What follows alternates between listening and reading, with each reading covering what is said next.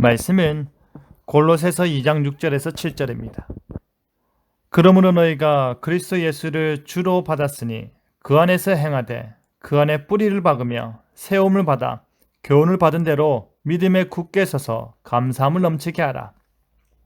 사도 바울은 골로새 교회가 그리스도를 믿는 그 믿음이 굳은 것을 보고 기뻐하였습니다.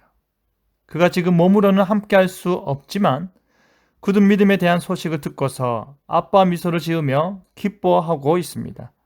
마치 잘 훈련된 군인처럼 골로새 교인들은 그리스도를 믿는 믿음 안에서 견실하게 자라나고 있는데요.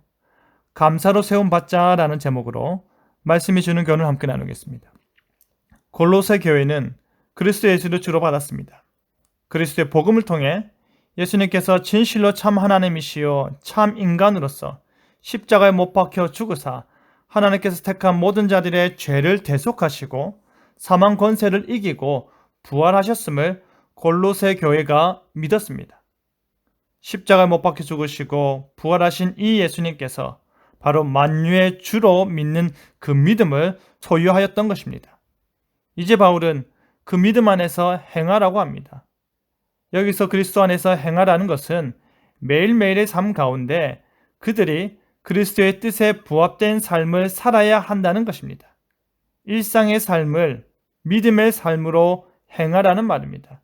그런데 바울의 특별한 권면은 바로 그리스도 안에 있는 그 믿음 안에서 뿌리를 박으며 세움을 입으라고 합니다. 뿌리를 박는다는 것은 식물이 자라기 위해서 뿌리가 더욱더 깊이 내려야 한다는 것과 같이 신앙이 자라고 성화의 삶을 살아 열매를 맺기 위해서는 신앙이 더욱더 깊이 자리 잡아야 한다는 것입니다. 바울은 하나씩 언급하며 골로새 교회를 권면하고 있는데요.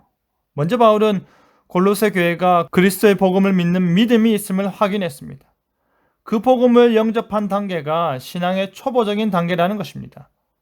복음의 씨앗이, 신앙의 씨앗이 심겨지고 이제 그 씨앗이 뿌리를 내려 싹이 난 상태를 말하는 것입니다. 하지만 거기에 머물러 버리고 더 이상 자라지 못한다면 그 씨앗이 자라 열매를 맺을 수 없을 것입니다. 그렇기 때문에 바울은 그 안에서 뿌리를 내림과 동시에 세움을 입으라고 말하는 것입니다.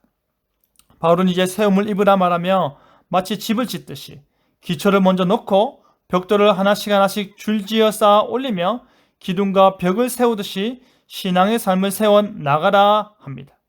신앙의 뿌리를 박은 그리스도인은 지붕 없는 집이 불완전한 것처럼 완전히 세움을 받도록 계속해서 건강하고 튼튼하게 세워지고 성장해 가야 함을 말하는 것입니다. 신앙의 뿌리를 받고 세움을 받아서 교훈을 받은 대로 믿음에 굳게 서서 감사함을 넘치게 하는 것입니다. 신앙의 성장은 홀로 이루어지지 않는 것입니다. 어머니와 같은 교회로부터 지속적인 가르침과 교훈을 통해 성화의 삶이 어떠해야 하는지 배우고 익혀야 하는 것입니다. 그리고 자신의 신앙과 생활을 끊임없이 점검하며 그 가르침과 일치하도록 힘써야 하는 것입니다. 그리스도의 진리 안에 머물도록 하는 것입니다. 잘못된 교훈을 물리치는 것입니다. 바로 그것을 통해서 감사하는 삶을 사는 것입니다. 주님 안에 자라게 하심을 감사하고 주님 안에 깊이 뿌리 내릴 수 있음에 감사라는 것입니다. 감사가 몸에 배어서 늘 하나님께 영광 돌릴 수 있는 삶이 바로 참된 그리스도인의 삶이라는 말입니다.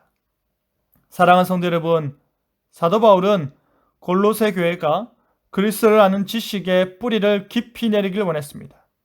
그리고 안전한 집과 같이 제대로 세움받기를 원했습니다. 뿌리를 내려 열매를 맺고 온전히 세움을 받아 신앙의 삶을 형성하는 것입니다. 그 삶으로 자라나길 바랍니다.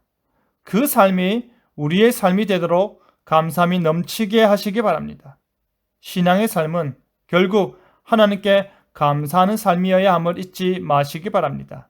그리하여 그리스도를 믿는 믿음 안에서 깊이 뿌리를 내리고 열매 맺는 삶으로 세움을 받아 하나님께 감사가 넘치는 삶을 사는 저와 여러분 되기를 간절히 바랍니다.